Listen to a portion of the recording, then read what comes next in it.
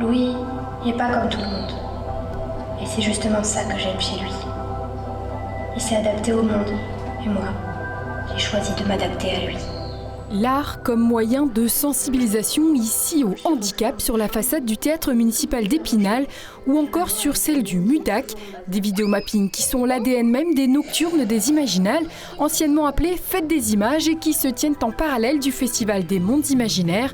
Mais au-delà des projections habituelles sur les bâtiments de la ville, d'autres propositions sont à découvrir cette année, avec notamment à quelques pas de là la compagnie Ultreya, qui s'est inspirée de faits réels elle aussi, avec cette performance immersive hors norme, tant sur le fond que sur la forme, à l'intérieur de la basilique Saint-Maurice.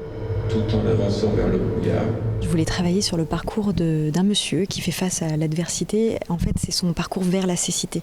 Jacques Semelin est un historien, politologue, chercheur au CNRS, qui raconte dans son ouvrage « J'arrive où je suis étranger » justement tout ce voyage vers la cécité. Comment on fait face justement à une épreuve de vie, comment on arrive à la transcender. Je trouve ça assez émouvant, poignant par le message qui est véhiculé, mais en même temps très beau en fait, très esthétique. Et la cohabitation entre les images virtuelles et la basilique, ça fonctionne très bien. Il y a beaucoup d'émotions, hein. C'est ce que je ressens en tout cas, ce que j'en pense.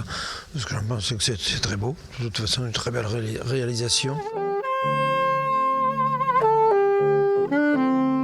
Autre lieu, autre ambiance dans la cour de la Galerie du Bailly, avec cette performance qui mêle musique et dessin en complément de l'exposition des étudiants de l'École supérieure des arts de Lorraine d'Épinal, qui propose hors format l'image dans tous ses états.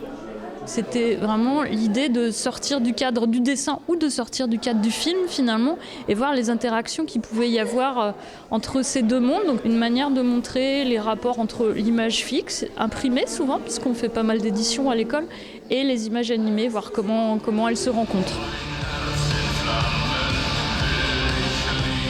Cette 10e édition des Nocturnes des Imaginales proposera encore ces vendredis et samedis soirs des concerts en live, diffusion de courts-métrages et bien sûr ces incontournables vidéomappings. Une proposition hors norme à tout point de vue.